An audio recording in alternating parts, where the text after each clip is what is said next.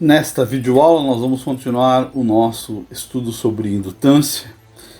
A indutância vista sobre uma modelagem física mecânica de estruturas geométricas e de características físicas.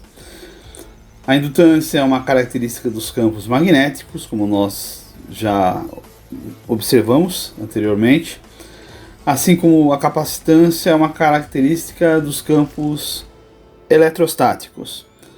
E podemos até dizer que a resistência tem a ver com dissipação de energia, com o calor. Então nós teríamos aí os três elementos principais dos circuitos elétricos, os elementos passivos. A indutância foi descoberto, e o fenômeno da indutância mais especificamente, pelo cientista, pelo grande físico pesquisador prático Michael Faraday, em seus experimentos na Royal Academy em 1831. Ela é a propriedade de um elemento do circuito pela qual a energia pode ser armazenada num campo de fluxo magnético. A indutância somente se manifesta quando a corrente elétrica variável ou fluxo magnético variável. Isso é fundamental. Quando não há variação de corrente ou não há variação de fluxo, não se observa o efeito da indutância. E o mais importante, não podemos esquecer que a corrente em um indutor ela não pode mudar seu valor abruptamente. Ou seja, instantaneamente não é permitido variação de corrente em um indutor. Temos esquematicamente uma corrente sobre um indutor, e conforme essa corrente vai aumentando em intensidade, cria-se e há uma variação de campo magnético, que é o que se espera de uma indutância. O fluxo magnético vai variar com a variação da corrente.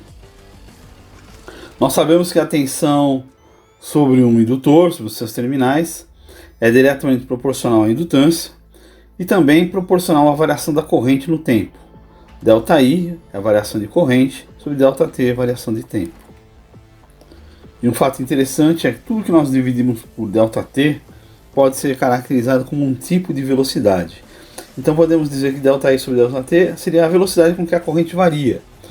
E para se observar que quanto menor for o valor de ΔT, mais rápido, ou seja, maior é a velocidade, ou maior é a variação. Isto vale para tudo em física e engenharia. Mas nós também sabemos que a tensão nos terminais do indutor é diretamente proporcional ao número de voltas deste indutor, desta bobina, do bobinado, pela taxa de variação do fluxo no tempo, ou seja, a velocidade com que o fluxo varia. E vale a mesma regra anterior, quanto menor for o ΔT, mais rápido é essa variação, maior é esta variação. Podemos ter duas afirmações importantes sobre a tensão nos terminais do indutor, que ela é proporcional à indutância e à variação da corrente no tempo, e que ela é proporcional ao número de espiras e à variação do fluxo no tempo. Então, de posse dessas informações, nós podemos igualar as duas equações de tensão no terminal, do VL. O VL é igual a L ΔE sobre ΔT, que é igual a N ΔΦ sobre ΔT. Isso então permite que nós trabalhemos essa equação, essa igualdade. L ΔI ΔT é igual a N ΔΦ ΔT. Se cancelarmos ΔT dos dois lados, porque os dois estão dividindo, e nós dividimos ΔI dos dois lados, nós vamos ter que L é igual a N, número de espiras, vezes ΔΦ ΔI, a variação do fluxo magnético em relação à variação da corrente elétrica. E aqui podemos notar uma questão interessante, nós estamos misturando magnetismo com eletricidade. Então, outra característica do indutor ou da indutância é que ele faz esta ponte, esta ligação, uma ligação direta entre o efeito magnético e o efeito elétrico. Então destacamos que L é igual a N vezes Φ dividido por I. Ou seja, o indutor é igual ao número de espiras vezes o fluxo, que é dado em Weber, dividido pela corrente, que é dada em Ampere. E esta característica do indutor, de que ele faz uma ponte entre a eletricidade e o magnetismo, ou seja, o elemento indutor tem a presença do magnetismo dado pelo fluxo magnético Φ e da eletricidade com a presença da corrente elétrica dada em Ampere, Nós estamos prontos então a entender que o fluxo magnético é uma resposta a uma excitação da força magnetomotriz em razão de uma impedância, que no caso é a relutância magnética. É como na lei de Ohm, em que a corrente elétrica, que é a resposta a uma excitação de uma força eletromotriz em razão de uma impedância, que no caso da lei de Ohm é a resistência elétrica. Então o Φ é igual à força magnetomotriz sobre esse R manuscrito, que é o sinal de relutância. Como sabemos que o fluxo magnético é o número de espiras vezes a corrente elétrica, temos também que Φ é igual a N vezes I sobre o R de relutância. Então vamos destacar essas duas equações importantes, lembrando que a unidade de indutância é o Henry, dado por H. Não vamos confundir com o vetor de intensidade magnética, que é o H-vetor. E uma das formas de nós entendermos o Henry é igual ao Weber por ampere vezes espira, ou Weber espira por ampere. Weber espira quer dizer que para cada espira há uma geração de fluxo magnético. E o Henry, como sabemos, é uma homenagem a Joseph Henry, um engenheiro americano que trabalhou com magnetismo, principalmente com eletroímãs e com indutância. E aqui chegamos na essência da nossa videoaula. A corrente elétrica ela circula por uma bobina produzindo fluxo magnético, como bem sabemos. Esta bobina, que é a responsável pela indutância, ela vai estar inserida num meio. Pode ser no ar, e aí nós chamamos esse meio de núcleo de ar, ou em elementos ferrosos, núcleos de ferro, ou núcleos baseados no ferro. O fluxo vai caminhar sobre este meio, como num ímã, saindo de um polo norte e indo para o polo sul. Isso então nos permite que nós possamos medir algumas coisas relacionadas à estrutura deste meio. O comprimento deste núcleo, por onde vai caminhar esse fluxo magnético. Também a área seccional, transversal, por onde esse fluxo está passando. E também podemos ter conhecimento da permeabilidade magnética deste meio. Com essas informações, nós calculamos a relutância magnética.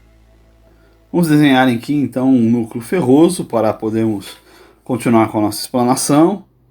Colocamos uma bobina sobre esse núcleo com N espiras e inserimos uma corrente sobre esta bobina.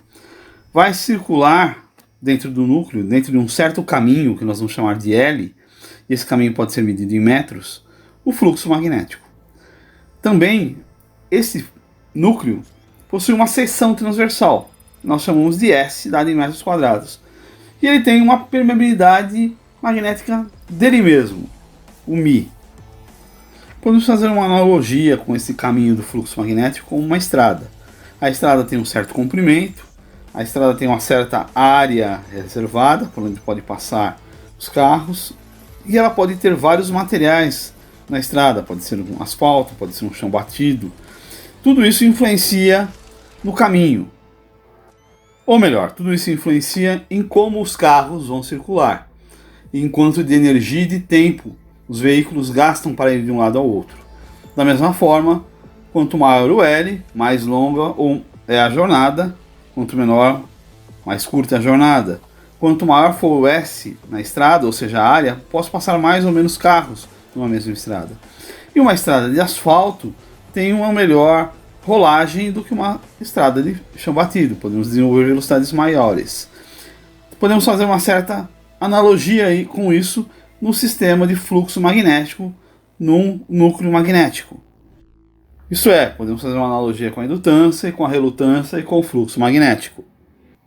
E o que nós observamos é, quanto maior for esse caminho, maior é a relutância. Quanto maior for a área seccional, menor é a relutância. E a relutância, ela está relacionada de modo inverso com a permeabilidade, ou seja, quanto maior a permeabilidade, menor a relutância. E podemos colocar então essas três questões, essas três medidas físicas, numa única equação. Relutância é igual ao inverso da permeabilidade vezes o comprimento L dividido pela área seccional S. Podemos observar que essa equação é muito similar à equação da resistência ou da segunda lei de Ohm. R é igual a ρ vezes L dividido por S. No lugar do ρ, aqui, nós temos 1 sobre μ. Vamos então trabalhar com as equações que nós já levantamos. A indutância é igual ao número de espiras vezes o fluxo magnético dividido pela corrente elétrica. Mas o fluxo magnético também é igual ao número de espiras vezes a corrente dividido pela relutância. Colocando tudo isso numa única equação, nós temos que o I da corrente pode ser cancelado no numerador e no denominador. E temos que o número de espiras no numerador se multiplica com o outro número de espiras. Então temos o número de espiras ao quadrado. Isso resulta para nós que a indutância, o indutor, é igual ao número de espiras ao quadrado dividido pela relutância. Se substituirmos a equação da relutância pela equação que nós já calculamos, nós vamos ter no final das contas que o indutor, o L, é igual ao número de espiras ao quadrado vezes o μ da permeabilidade vezes a área seccional dividido pelo comprimento do percurso do fluxo magnético no núcleo de ferro. Ou seja, quanto maior o número de espiras, ou quanto maior for a permeabilidade magnética, ou quanto maior for a área do núcleo, maior é o valor do indutor, da indutância. E quanto maior o comprimento, menor é o valor da indutância. Então, quando falamos de ponto de vista mecânico, ou físico-mecânico, é isso que queremos enfatizar. Que o indutor, a indutância, tem uma dependência física, que é relacionada com a permeabilidade magnética do meio, tem uma dependência das dimensões geométricas, o S e o L, a área seccional transversal e o comprimento do ferro, e também uma relação direta com o número de condutores presentes no indutor. Conhecendo isso, nós temos 4 graus de liberdade para podermos alterar os valores de uma indutância em um indutor.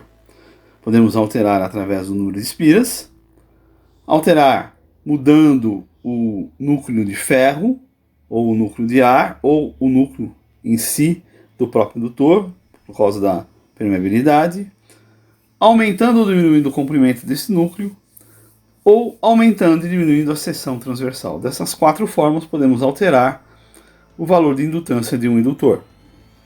Um detalhe final nós temos que tomar aqui. Nós trabalhamos em todo o tempo nesta videoaula com a variação delta e não usamos a ideia de derivada, por estarmos trabalhando com um curso técnico, mas vale a mesma coisa as questões aqui, tanto no técnico quanto na engenharia. Na engenharia, naturalmente, nós usamos mais derivadas, que na realidade é uma taxa de variação. A derivada é a variação com o denominador tendendo a zero, fazendo que esta variação se torne uma variação instantânea.